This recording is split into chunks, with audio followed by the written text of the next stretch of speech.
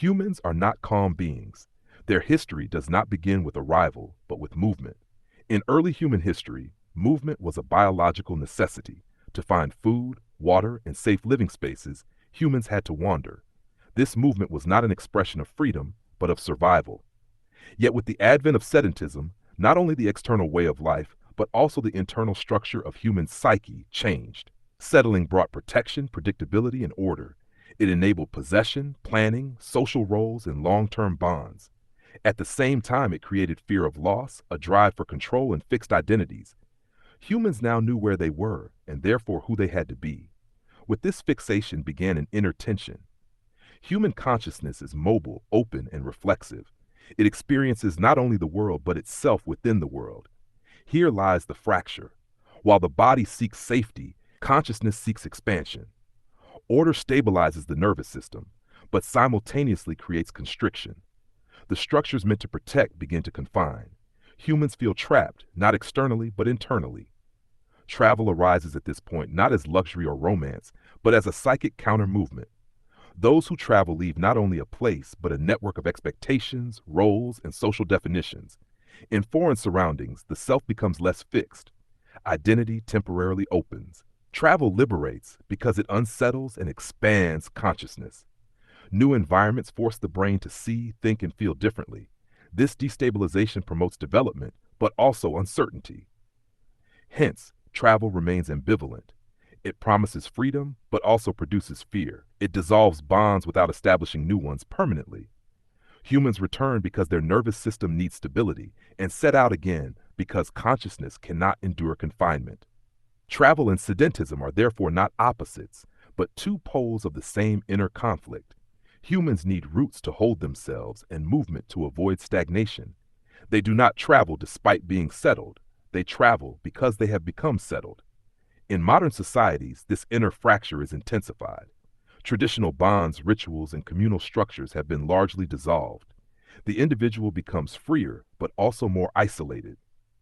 Identity becomes a constant task. Comparisons are ever present, possibilities limitless, belonging fragile. Staying becomes difficult, not because places are bad, but because they no longer carry depth. Travel appears as freedom, yet it often responds to an inner loss of grounding. Movement replaces attachment. The elsewhere is idealized because the here is depleted. In this context, nomadism is romanticized. It is seen as radical freedom, a detachment from systems. Psychologically, however, modern nomadism is often not liberation, but avoidance. As long as one moves, one does not have to commit. One remains open, yet untouchable. Historical nomads were not bondless. They had rhythms, social order, and responsibility for one another.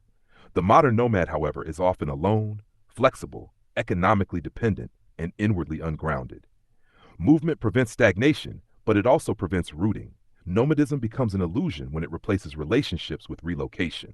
At the same time, the idea of home is misunderstood. Nationalism has bound home to territories, passports, and markers of belonging. Psychologically, however, home does not arise from borders, but from relief.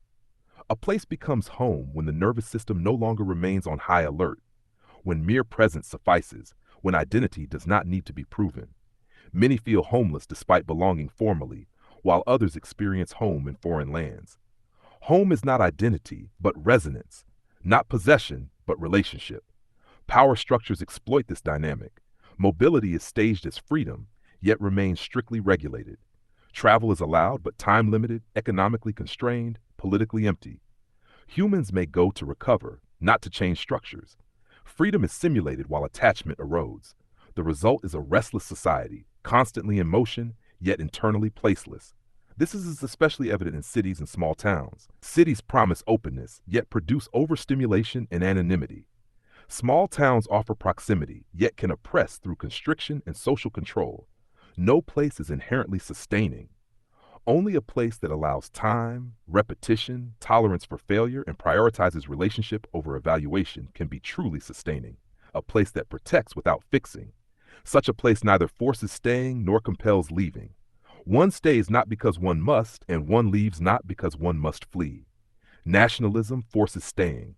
Nomadism idealizes leaving. Both fail the human. Humans need attachment without coercion, movement without flight, identity without fixation.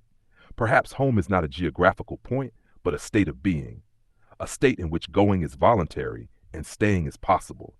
Not because everything is fulfilled, but because nothing is constantly threatened. Perhaps humans travel not because they are free, and stay not because they are unfree. Perhaps they seek something simpler and yet more difficult, a place, inner and outer, that can hold them while they change.